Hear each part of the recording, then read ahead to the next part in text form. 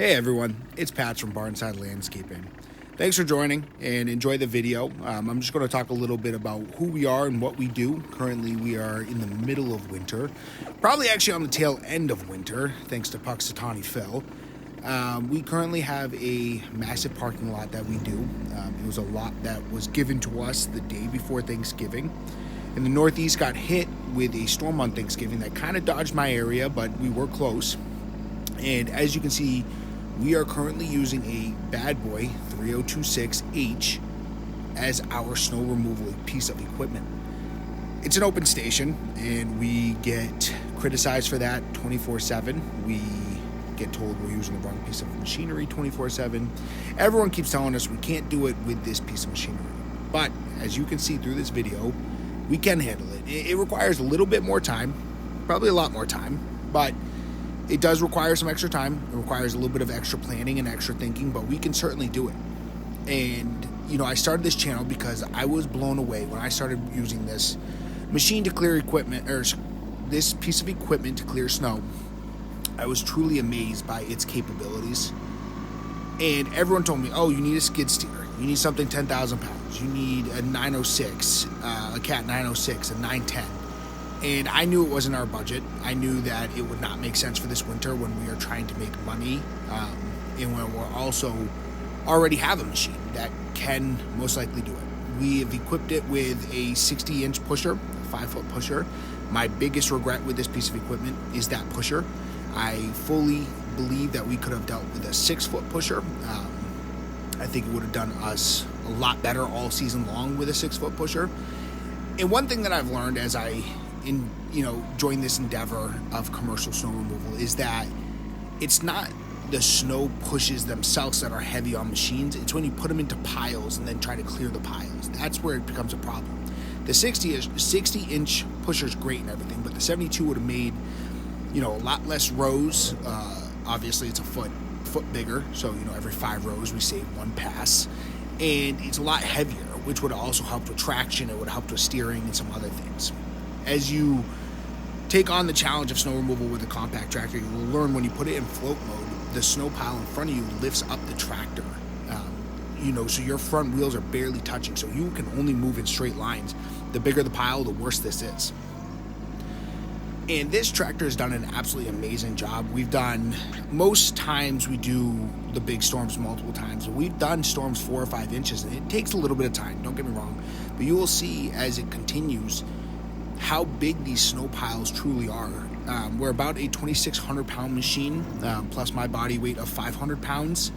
Just kidding all. And we handle this just fine. Granted, we have to take some smaller pushes. I should have loaded the tires, but I'm a little bit hesitant to do that because then the tractor's permanently heavy.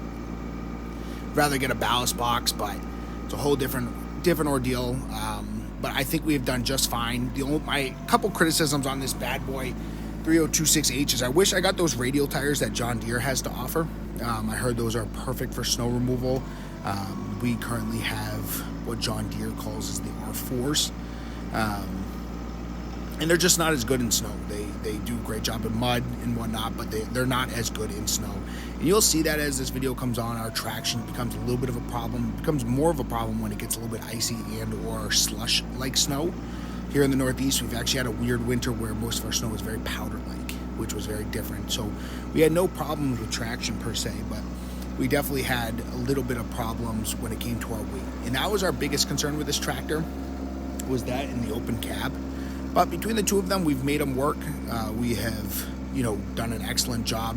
We love the pusher that we have. We love our tractor. We bought it last August. We already have over 150 hours on it, so we are certainly getting some good use on it.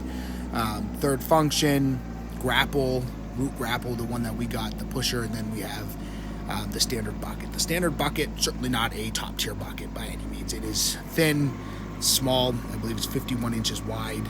So it is a small bucket, something I'm looking to upgrade.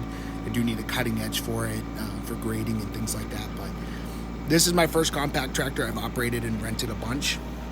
I would say that this one is very similarly sized to it's a tough comparison. I would say it's certainly bigger than the 2025 John Deere 2025R. Definitely bigger than the 2025, but it's slightly smaller than the 2032R. I would say it's right in between the two sizes. I would have loved a 2032R, and I love John Deere because you can get all these attachments for them. Like, I would have loved a frame-mounted snow blade, something that I can't find access to with a bad boy. It's just not a big enough company yet. Yes, I know they're conjoined with TYM, and they have some affiliates with Branson and things like that, but, you know, the bad boy tractor, all in all, costed us about 35% cheaper than the comparison of John Deere or even Kubota. And when you take those things into consideration, it makes so much more sense when you are trying to make money, profit, you know, and you're not using the tractor every single day, 8 hours a day. Spending 35% more is just eating your profits for something that can do a very similar job. And yes, I know everyone's argument is parts availability and dealer support and warranty issues, and we haven't had any issues. We trust our dealer. We believe in our dealer. You know, he's done a great job for us. You know, you keep them happy, they'll keep you happy. And we understand fully the John Deere and the Kubota argument, but when you consider that our payment and our overall price of the tractor was about 35% cheaper than a comparable, it's a no-brainer. It does a very similar job. I'd argue it does a better job because it is a very simplistic tractor. It's a very tough, rugged tractor. I absolutely love it. Can't say enough about it. As you continue to watch this, you'll see us pushing larger and larger piles of snow, and you can't really tell the depth in the weight of these. These piles have got to be 2 to 3 yards worth of snow in cubic yards. We are pushing it like it's absolutely nothing.